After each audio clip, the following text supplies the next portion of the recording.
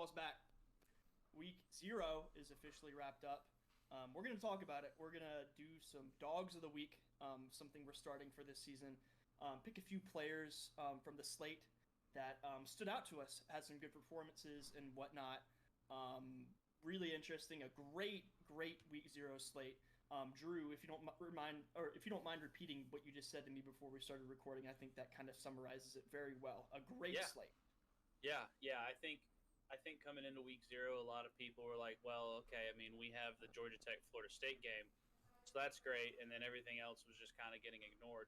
Um, However, I mean, looking back on it retroactively, it was a great weekend for football. At least the three that I was able to watch on TV all had like last minute scores to decide the outcome of the game, and all Hmm. three games were also one score games. I mean, obviously Georgia Tech the last second field goal over Florida State, um, and then Montana State with less than 10 seconds to go scored a touchdown to beat Nevada, not Nevada, New Mexico. There you go. And then thank you. And then SMU scored the go-ahead touchdown with not a lot of time left against Nevada. So I mean, really just a great slate of football. Couldn't even tell you who won the Hawaii game. I imagine it was Hawaii. I yeah, I was They I was were in bed by 11:30 last night. they were big So favorites, Hawaii. they were They were huge favorites. I mean, for hold on. good Let me. reason. In Delaware Mhm. State, not exactly a Well, yeah, their flight got delayed, right? They were doing TikTok dances in the airport. yeah, Yep. yeah. Well, their flight didn't get delayed. They missed their flight. Ah, Yeah, and then yeah. they were Hawaii doing beat dances in them. the I airport. think the direct Hawaii quote won on that, 35-14. the direct quote on that with the that situation was a bus snafu. Yes. That is the team statement that was released about that. Pretty crazy. Delaware State covered, by the way. Mm. The spread in that game was like 37. Damn. So shout out to Delaware State. You know, You know who didn't cover? SMU. I had them to cover. no shit. Y'all, if you watched any of our locks of the week, please just take them with a grain of salt. A lot of it's vibes. I won my other bet though. Georgia Tech covered. Yeah, we So win a not 0 we for win 2, a but we win a combined 1 for 7. mhm. Yeah, we not a good week 0, unless your name is Rob. Rob. We're not. Yeah. Yeah, We don't for need sure. to get into that, but Yeah. Mhm. let's just say he's very That's just good at this. Yeah, that's the story for another time. He But knows. without further, he does. He knows something that we don't. But anyways, we're gonna hop into the players, the dogs of the week. Yeah. I can start us out. I'm gonna kind of we're gonna spread the love for sure. But I'm gonna start out in Georgia Tech, Florida State. If anybody watched that game, obviously that was the marquee matchup. It was pretty easy to see that Georgia Tech kind of pushed them around up front, which was surprising. Florida State's front seven got bullied, quite frankly. They had anything they wanted on the ground. That is why I'm taking Haynes King as my dog of the week. He facilitated it, obviously. So I'm gonna go through the stats real quick. He actually had almost 150 yards through the air, 11 for 16. Um, Almost a 70% completion percentage, and on the ground with his legs, 15 carries for 54 yards. Yeah. Honestly, watching Georgia Tech's offense was something to be seen because even though they don't run that triple option anymore, there was a lot of like meshes, zoned reads, motions across the formation. It was pretty nice to see, and you could tell that they had practiced that a bunch and they knew their assignments. They were in sync. And on the flip side, Florida State didn't really know how to run fit what they were looking at. Mhm. It looked like, but Haynes King was kind of the centerpiece of that. He had some good throws. He outdueled DJ. I don't know how many yards he had, but I think oh, 193. But I mean, he DJ maybe didn't had more throw. yards. He didn't throw for any Yeah, But touchdowns. he didn't yeah, throw for any touchdowns. I think he had a lot more volume. He threw more passes, a lot of which I'd like to see. There was the graphic that was, I forget what the ESPN graphic was, but they were trying to get him in a rhythm, trying to get him some short throws, some check yeah, downs, and no rhythm appeared um, yeah. at all. But Yeah. I think that um, Haynes and DJ both had the same game plan. Check down, get the open man, just an extension of the run game. But Georgia Tech did that a lot better. Shout out to Buster Faulkner, the new OC over at Georgia Tech. He called a hell of a game. Might be, he might be a head coach somewhere else sooner rather than later. Yeah, not next year, but yeah, it's crazy to see how far they've progressed offensively since the Paul Johnson triple option days. Definitely a good move to move away from that because they were firing on all cylinders, and they took care of business over in Ireland. So That's my dog of the week. Drew, I can throw it to you. I know you have somebody on the other side of the ball in that game, correct? So I was going to, and then after looking at the whole slate and what I think, because yes, I will give the shout out to the Georgia Tech front seven. I was on film saying that they're made out of tissue paper. I retract that statement. They played one hell of a game. I have not seen Georgia Tech win the Battle of the Trenches in a very long time, and they did that on both sides of the ball. So I highly doubt there's going to be anyone affiliated with the program watching this, but if there is, good job to you guys. And this is coming from a Georgia fan. They played very well. With all that being said, I'm actually going to go to the Montana State New Mexico game to pick out my dog of the week, and goes by the name of Adam Jones.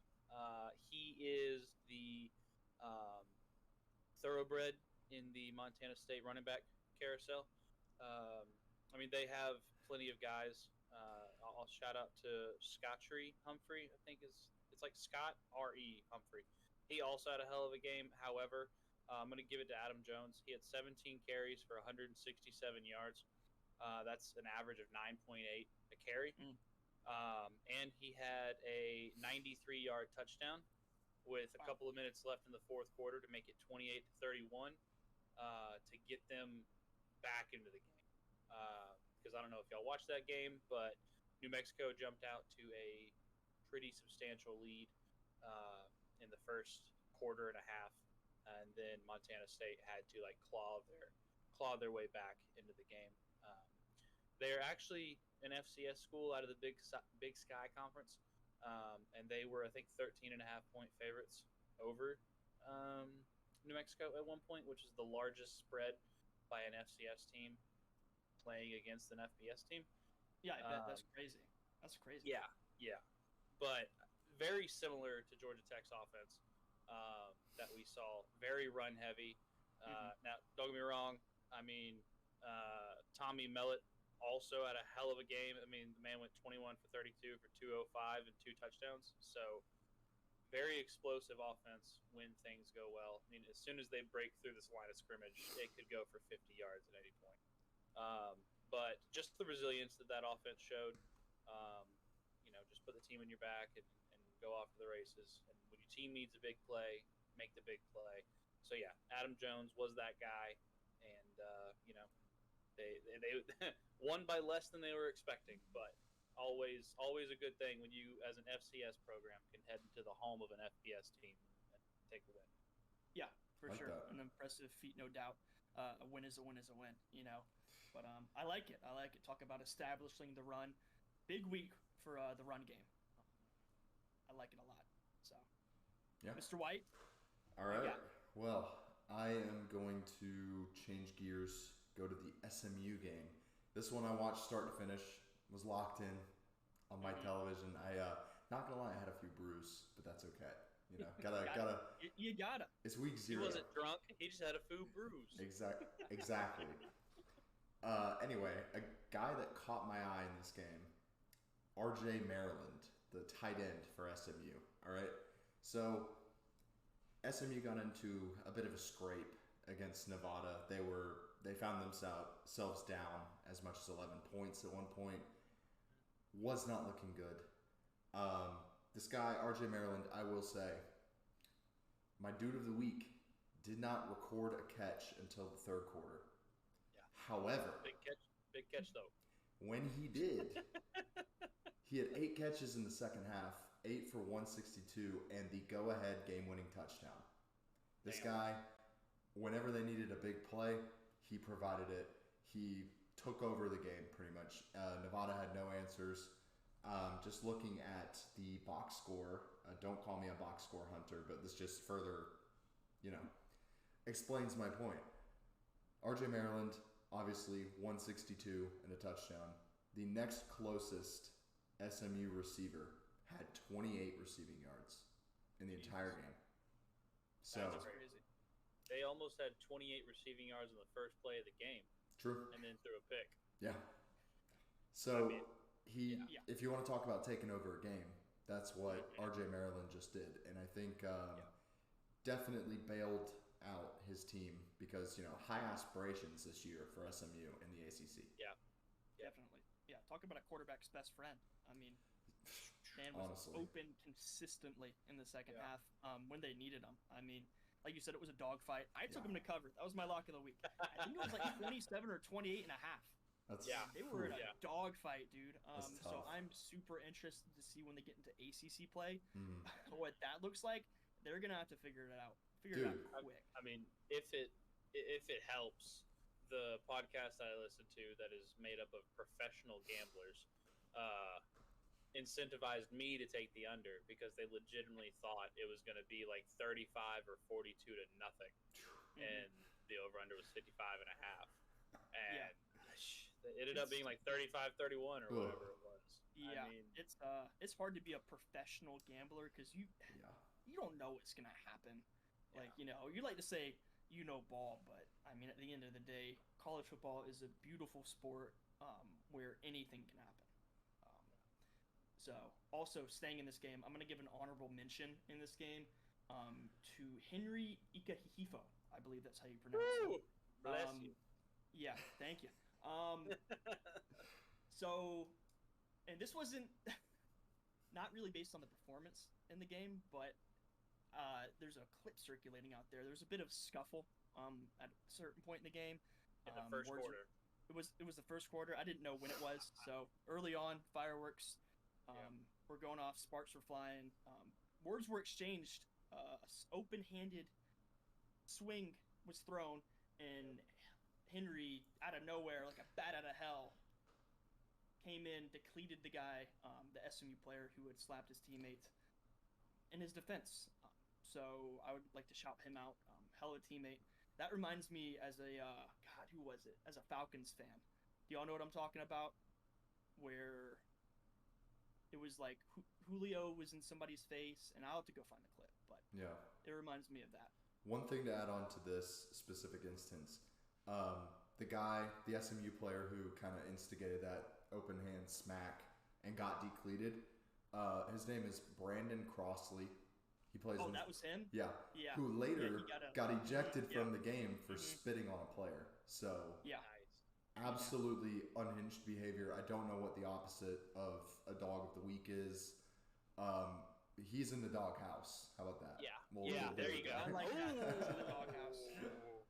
I like it. That's tough. Yeah. That's tough. Yeah. Yeah, I didn't know it was him because I had him written down as like if we were gonna mention anybody like dishonorable mentions, it was gonna be him.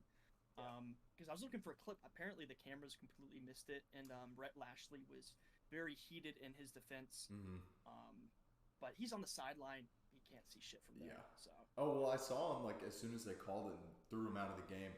Rhett Lashley was like pointing at the official and was like he wanted a piece. He wanted the smoke. It was kind of a, I don't know, that game just in general, talking about SMU, was just very sloppy. Yeah. I mean, a lot of miscues on offense. As soon as they had a big play, there would be a hold or illegal hands to the face or something that would shoot them in the foot. But that can be a different topic for a different day. I think like 3 fumbles, right? Something like that. It was not good. No. Let's put it that way. Not good. Yeah. Yeah, two ACC teams in SMU and Florida State who are going to have to really do some soul searching before ACC play. I mean, obviously Florida State has begun. They play Georgia Tech. But the remainder, I made a video on it. Florida State's schedule is not getting easier, and same for SMU. They open with Nevada. So we'll see. I mean, they do have the benefit of playing in the ACC, which is kind of one of the weaker conferences. But if you're struggling with Nevada, tough. Yeah. It's tough. Yeah. No But- disrespect to the Mountain West, but No disrespect whatsoever. However, we're in the Power Four now, which that still sounds goofy to say, but It does. Yep. we're in big boy football. So, did y'all have any other honorable mentions, or does that do it? I'm good. That Georgia Tech running back, blanking on his name at the current Oh, moment. Jamal Haynes. Yeah, Jamal Jamal Haynes. He had himself a game too. And I He had a think that great just goes to further highlight the offensive line. Like you said, Drew, Georgia Tech was just bullying Florida State in the trenches, both Yeah. sides of the ball. So Just fully resetting the line of scrimmage. Yeah. Yeah. It's ridiculous. And Tech Who with said the that? RPO game too. I noticed some RPOs that looked good. Yep.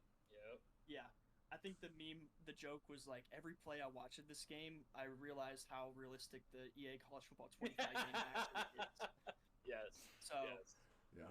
props to EA for that because that's it looked pretty accurate with how Georgia Tech was playing the game, and it's crazy if you would have said that Georgia Tech was going to set the line and bully Florida State's front seven like a week ago, I would have said you're crazy. Yeah. So In- shout in out to our- them.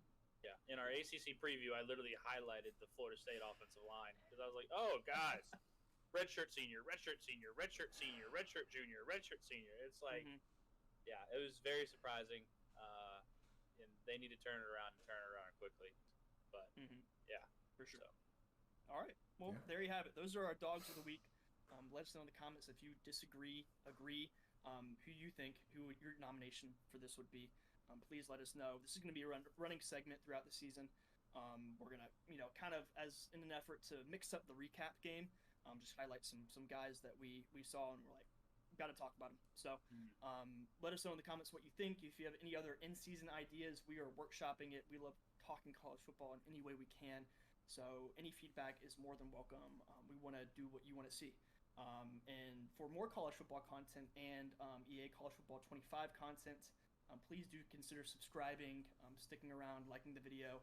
We're going to start live streaming. We're going to start to try to live stream at least once a week here moving forward.